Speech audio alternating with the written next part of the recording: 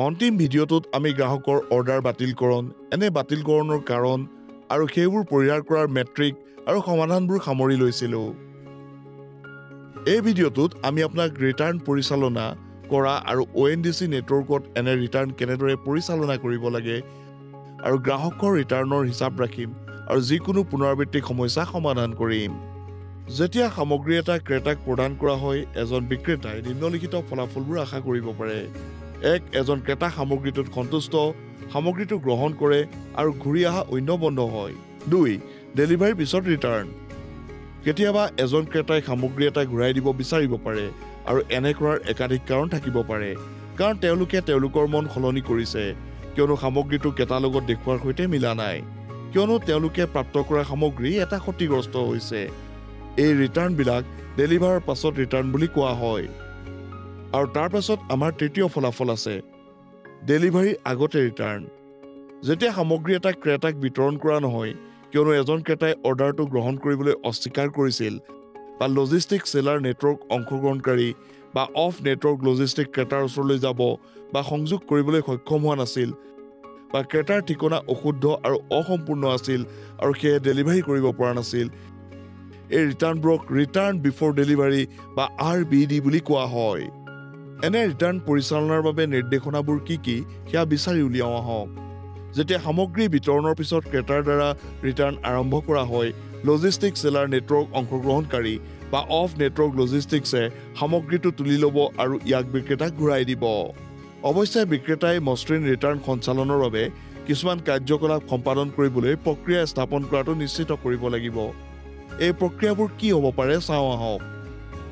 কেতিয়াবা ৰিটাৰ্ণ কৰা সামগ্ৰী এটা ক্ৰেতাৰ দ্বাৰা বা ফৰৱাৰ্ড বা ৰিভাৰ্ছ ট্ৰেনজিটত ক্ষতিগ্ৰস্ত হ'ব পাৰে। প্ৰেৰণৰ সময়ত বিক্ৰেতাই নিশ্চিত কৰিব লাগিব যে ভিডিঅ' আৰু ছবিৰ জৰিয়তে সঠিক সামগ্ৰী আৰু পেকেজিঙৰ মানদণ্ড প্ৰদান কৰাৰ বাবে পৰ্যাপ্ত প্ৰমাণ আছে। ই বিক্ৰেতাৰ দাবী প্ৰতিষ্ঠা কৰাত সহায় কৰে আৰু সামগ্ৰী এটা ক্ষতিগ্ৰস্ত হ'লে প্ৰমাণ হিচাপে কাম কৰে। প্ৰক্ৰিয়া 2ত দুটা সম্ভাৱনা আছে। 1. যদি বিক্ৰেতাই ৰিটাৰ্ণ অৰ্ডাৰ এটা প্ৰাপ্ত কৰে আৰু বাহিৰৰ পেকেজিঙৰ দৃশ্যমান ক্ষতি হয়, যিয়ে সামগ্ৰীটোৰ অপব্যৱহাৰ আৰু সাম্ভাৱ্য ক্ষতি সূচায়, তেনেহ'লে ইয়াক লজিষ্টিক প্ৰুফ অফ ডেলিভাৰী ডকুমেণ্টত PODত উল্লেখ কৰিব লাগে। 2. যদি বাহিৰৰ পেকেজিঙৰ কোনো ক্ষতি নহয়, কিন্তু পিছত বিক্ৰেতাই অনুভৱ কৰে যে প্ৰকৃত সামগ্ৰী বা ব্ৰেণ্ড বাকচৰ ক্ষতি হৈছে। দুয়োটা ক্ষেত্ৰতে বিক্ৰেতাই চেলাৰ নেটৱৰ্ক অংশগ্ৰহণকাৰীৰ সৈতে নিৰ্ধাৰিত সময়সীমাত টিকট এটা উত্থাপন কৰিব লাগিব। নিৰ্ধাৰিত সময়সীমাৰ বাহিৰত উত্থাপিত টিকট গ্ৰহণ কৰা নহ'বও পাৰে। আপুনি চেলাৰ নেটৱৰ্ক অংশগ্ৰহণকাৰীয়ে আপোনাৰ সংশ্লিষ্ট বিক্ৰেতাৰ সৈতে এই সময়সীমা নিৰ্ধাৰণ কৰিব লাগিব। লগতে আপুনি তেওঁলোকৰ সময়সীমা অনুসৰি লজিষ্টিক চেলাৰ নেটৱৰ্ক অংশগ্ৰহণকাৰী বা অফ নেটৱৰ্ক লজিষ্টিক অংশীদাৰৰ ওচৰত সমস্যাটো উত্থাপন কৰিব লাগিব।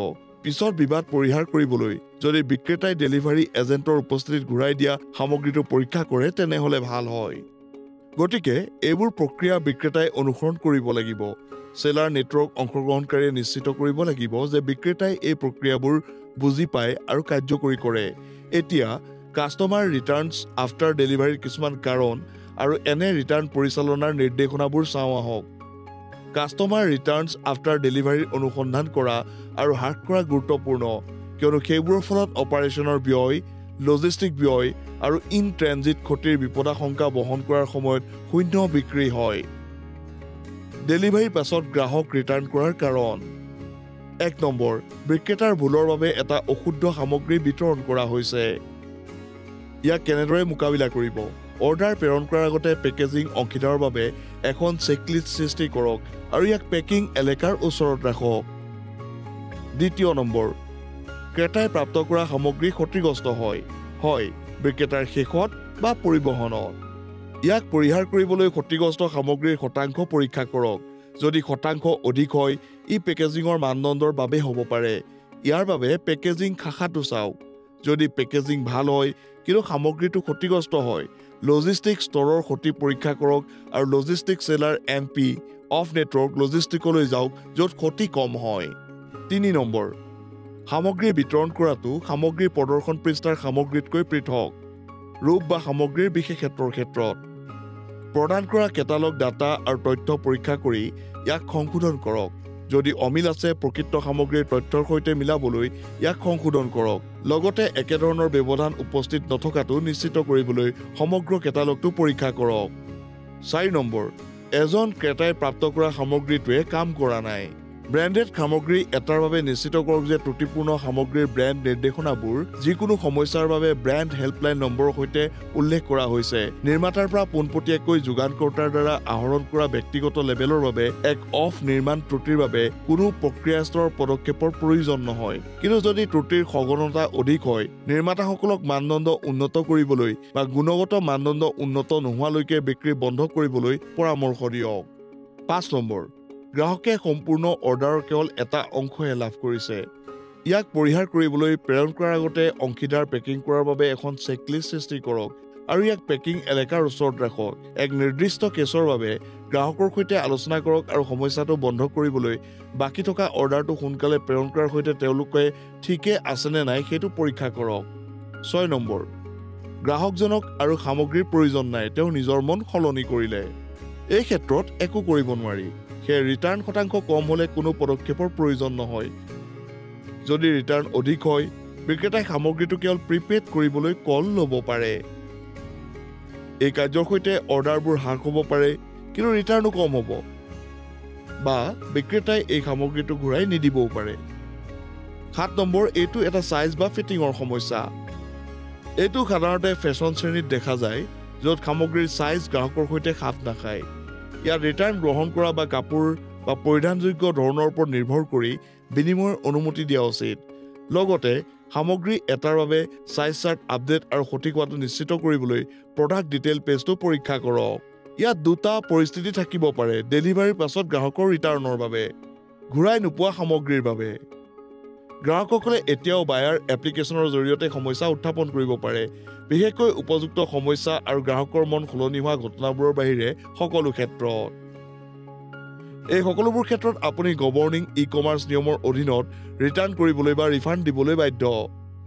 অশুদ্ধ পেকেজ বিতৰণ কৰা হৈছে, ক্ৰেতাই প্ৰাপ্ত কৰা সামগ্ৰী ক্ষতিগ্ৰস্ত হৈছে, ক্ৰেতাই প্ৰাপ্ত কৰা ত্ৰুটিপূৰ্ণ সামগ্ৰী। ৰিফাণ্ড দিব পৰা সামগ্ৰীৰ বাবে আগতে উল্লেখ কৰা সকলো পৰিস্থিতি কেইটামান নতুন পৰিস্থিতিৰ সৈতে সম্ভৱ। ইয়াত গ্ৰাহকসকলে বায়াৰ এপ্লিকেশ্যনৰ জৰিয়তে পোনপটীয়াকৈ ৰিটাৰ্ণ অনুৰোধ উত্থাপন কৰিব পাৰে যদি অশুদ্ধ পেকেজ বিতৰণ কৰা হৈছে, ক্ৰেতাই প্ৰাপ্ত কৰা সামগ্ৰী ক্ষতিগ্ৰস্ত হৈছে, প্ৰদান কৰা সামগ্ৰীতকৈ কেটালগত প্ৰদৰ্শিত সামগ্ৰী পৃথক, ক্ৰেতাই প্ৰাপ্ত কৰা ত্ৰুটিপূৰ্ণ সামগ্ৰী, সম্পূৰ্ণ অৰ্ডাৰ কেৱল এটা অংশহে বিতৰণ কৰা হয়, গ্ৰাহকক আৰু সামগ্ৰীৰ প্ৰয়োজন নাই। এইটো এটা চাইজ বা ফিট সমস্যা।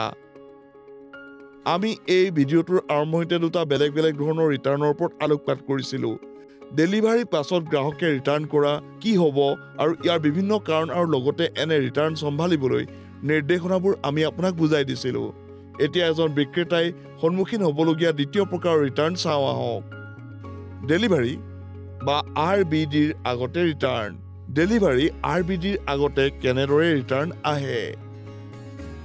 নামটোৱে দেখুওৱাৰ দৰে ৰিটাৰ্ণ বিফৰ ডেলিভাৰী RBD হৈছে ক্ৰেতাক বিতৰণ নকৰাকৈ বিক্ৰেতাক ৰিটাৰ্ণ অৰ্ডাৰ। এই সংখ্যা আৰু শতাংশৰ ওপৰত নিৰীক্ষণ ৰখাটো খুবেই গুৰুত্বপূৰ্ণ, কিয়নো ই বিক্ৰীৰ লোকচান আৰু চেলাৰ MP বা বিক্ৰেতাই অপাৰেশ্যন আৰু লজিষ্টিকৰ ব্যয় বহন কৰিব লাগিব। এই ৰিটাৰ্ণবোৰৰ বিভিন্ন কাৰণবোৰৰ লগতে সেইবোৰ কেনেদৰে চম্ভালিব লাগে তাৰ নিৰ্দেশনাবোৰ বুজি পাওঁ আহক। ডেলিভাৰীৰ আগতে ৰিটাৰ্ণ অহাৰ কাৰণ নম্বৰ 1। যদি অৰ্ডাৰ দিয়াৰ সময়ত ক্ৰেতাক প্ৰতিশ্ৰুতি দিয়া প্ৰত্যাশিত সময়তকৈ এটা ডেলিভাৰী পলমকৈ দিয়া হৈছিল, ক্ৰেতাই অৰ্ডাৰটো গ্ৰহণ নকৰিবলৈ বাছনি কৰিব পাৰে। শ্বিপমেণ্ট বিলম্বৰ ক্ষেত্ৰত উন্নতিৰ বাবে নিৰ্দেশনাবোৰে ইনভেণ্টৰী মেনেজমেণ্টৰ SOP অনুসৰণ কৰে, যাক আমি বিক্ৰেতাৰ অৰ্ডাৰ বাতিলকৰণৰ ভিডিঅ'টোত ব্যাখ্যা কৰিছোঁ। পোষ্ট শ্বিপমেণ্ট বিলম্বৰ বাবে অৰ্ডাৰৰ পাছত ডেলিভাৰীৰ সময়সীমাত লজিষ্টিক লেভেলৰ মেট্ৰিক পৰীক্ষা কৰক। আপোনাৰ লজিষ্টিক পাৰ্টনাৰৰ সৈতে সমস্যাটো সমাধান কৰক বা উন্নত আৰু দ্ৰুত ডেলিভাৰী ৰেকৰ্ডৰ সৈতে logistic seller NP of network লজিষ্টিকলৈ স্থানান্তৰ কৰক। কাৰণ নম্বৰ 2। অশুদ্ধ বা অসম্পূৰ্ণ ঠিকনা বা যোগাযোগ নম্বৰৰ বাবে ডেলিভাৰী পাৰ্টনাৰে গ্ৰাহকৰ ওচৰলৈ যাব নোৱাৰে। ইয়াত উন্নতিৰ নিৰ্দেশনাবোৰ হ'ব বায়াৰ নেটৱৰ্ক অংশগ্ৰহণকাৰী কোড লেভেলত পৰীক্ষা কৰা। যদি বায়াৰ এপ্লিকেশ্যনে ঠিকনাটো সঠিকভাৱে কেপচাৰ নকৰে, লগতে অসম্পূৰ্ণ ঠিকনাৰ ক্ষেত্ৰত গ্ৰাহকৰ সৈতে পৰীক্ষা কৰিবলৈ প্ৰেৰণৰ সময়ত ইয়াক আপোনাৰ চেকলিষ্টত অন্তৰ্ভুক্ত কৰক, যেনে কেৱল ঠিকনাত উল্লেখ কৰা চহৰ। আপুনি তাৰ পিছত লজিষ্টিক সেৱা প্ৰদানকাৰীৰ সৈতে অৱস্থান তথ্য ভাগ বতৰা কৰিব পাৰে। অসম্পূৰ্ণ ঠিকনা ৰখাৰ ক্ষেত্ৰত ডেলিভাৰী এজেণ্টক নিৰ্দেশনা প্ৰদান কৰিবলৈ গ্ৰাহকৰ যোগাযোগ নম্বৰ অন্তৰ্ভুক্ত কৰাৰ পৰামৰ্শ দিয়া হয়। কাৰণ নম্বৰ 3, গ্ৰাহকে ডেলিভাৰীৰ সময়ত সামগ্ৰী এটা খুলিবলৈ কয়, যাৰ বাবে লজিষ্টিক সেলাৰ NP বা অফ নেটৱৰ্ক লজিষ্টিক দলে অস্বীকাৰ কৰে আৰু সেয়েহে অৰ্ডাৰ এটা ৰিফাণ্ড পায়। ইয়াত নিৰ্দেশনাটো হ'ব লজিষ্টিকৰ বাবে ব্যৱসায়িক নিয়মবোৰ পৰীক্ষা কৰা আৰু মুকলি বিতৰণৰ অনুমতি আছেনে নাই সামগ্ৰীৰ তথ্যত ঘোষণা কৰা। কাৰণ নম্বৰ 4, গ্ৰাহকে কেছ অন ডেলিভাৰী বিকল্প এটা বাছনি কৰিছে, কিন্তু বিতৰণৰ সময়ত নগদ ধন বা পৰিশোধ ক্ষমতা নাই। ঠিক আছে, এই বিষয়ে একো কৰিব নোৱাৰি। এইটো কেৱল আপুনি ব্যৱসায় কৰাৰ ব্যয় হিচাপে গ্ৰহণ কৰিব লাগিব। কাৰণ নম্বৰ 5, গ্ৰাহকে ডেলিভাৰী অস্বীকাৰ কৰিছে, অপাৰেশ্যনৰ ব্যৱধানৰ সৈতে সম্পৰ্কিত নহয়। ঠিক আছে, যিহেতু গ্ৰাহকে তেওঁৰ মন সলনি কৰিছে, বিক্ৰেতাই লেনদেনৰ চৰ্তাৱলী ঘূৰাই দিয়াৰ ওপৰত আধাৰিত কৰি সিদ্ধান্ত ল'ব পাৰে। উন্নতিৰ বাবে এই নিৰ্দেশনাবোৰ অনুসৰণ কৰি আপুনি নিশ্চিত কৰিব পাৰে যে আপোনাৰ বিক্ৰেতাসকলে ভাল প্ৰদৰ্শন কৰিছে। মেট্ৰিক্সৰ সহায়ত প্ৰদৰ্শন জোখাটো গুৰুত্বপূৰ্ণ। আপোনাৰ প্ৰদৰ্শন মূল্যাংকন আৰু ট্ৰেক কৰিবলৈ ব্যৱহাৰ কৰিব পৰা মেট্ৰিক্সবোৰ অন্বেষণ কৰোৱা হওক।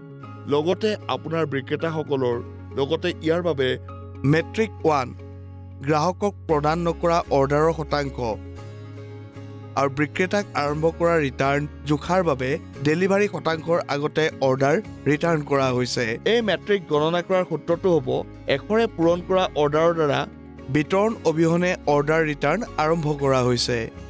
এই মেট্ৰিকটো গণনা কৰাৰ সূত্ৰটো হ'ল বিতৰণ অবিহনে অৰ্ডাৰ ৰিটাৰ্ণ আৰম্ভ কৰা যিসমূহ অৰ্ডাৰ ডেলিভাৰ কৰা হোৱা নাই আৰু যিসমূহ অৰ্ডাৰ শ্বিপ কৰা হৈছে বাই 100। পৰৱৰ্তী মেট্ৰিক্স অৰ্ডাৰ টাইম আৰু ৰেডি টু শ্বিপ টাইমৰ মাজত অতিবাহিত হোৱা গড় সময়। এইটোও আপোনাৰ সেলাৰ নেটৱৰ্ক অংশগ্ৰহণকাৰী আৰু আপোনাৰ সকলো বিক্ৰেতাৰ বাবে প্ৰাসংগিক। ই পেকেজিঙত অদক্ষতা আৰু নিশ্চিতকৰণৰ পাছত সামগ্ৰীৰ উপলব্ধতাৰ ব্যৱধানৰ বাবে বিলম্ব চিনাক্ত কৰাত সহায় কৰে, যাৰ ফলত শেষত ৰিটাৰ্ণ বিফৰ ডেলিভাৰী বৃদ্ধি হয়। ইয়াক গণনা কৰাৰ উপায় হৈছে বিক্ৰেতাৰ দ্বাৰা অৰ্ডাৰ নিশ্চিতকৰণ আৰু অৰ্ডাৰটো পেক কৰা আৰু লজিষ্টিক উঠোৱাৰ বাবে সাজু ৰখাৰ মাজত লোৱা সময়ৰ গড় লোৱা। প্ৰেৰণ কৰা সময়ৰ বাবে অৰ্ডাৰ সাজু আৰু চালানৰ সময় অৰ্ডাৰ কৰকৰ মাজত অতিবাহিত হোৱা গড় সময়। এই মেট্ৰিকটোৱে লজিষ্টিক পষ্ট পেকেজিঙৰ দ্বাৰা পিকআপৰ বাবে লোৱা সময় চিনাক্ত কৰাত সহায় কৰে আৰু প্ৰেৰণ কৰিবলৈ সাজু কৰাত সহায় কৰে। বিলম্বৰ ফলত ডেলিভাৰীৰ আগতে ৰিটাৰ্ণ বৃদ্ধি হয়। প্ৰেৰণৰ বাবে সাজু পৰ্যায় আৰু প্ৰেৰণ কৰা পৰ্যায়ৰ মাজত সকলো অৰ্ডাৰৰ গড় সময় জোখাৰ দ্বাৰা ইয়াক গণনা কৰক। সেলাৰ নেটৱৰ্ক আৰু অংশগ্ৰহণকাৰী আৰু বিক্ৰেতা দুয়োজনে ইয়াৰ হিচাপ ৰাখিব লাগে।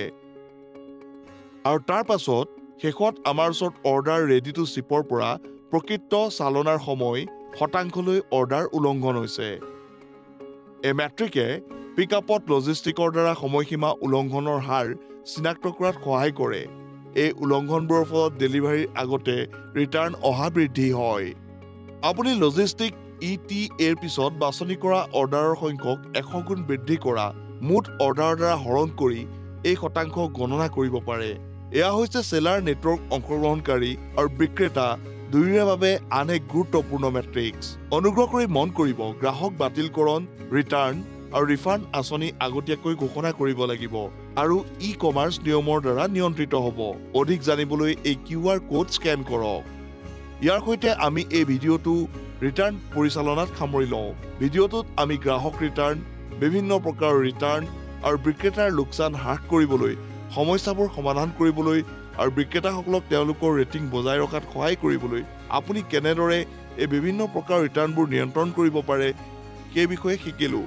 পৰৱৰ্তী মডিউলত আমি পেকেজিঙৰ বিষয়ে শিকিম আৰু ই অনলাইন বিক্ৰীত কেনেদৰে গুৰুত্বপূৰ্ণ ভূমিকা পালন কৰে।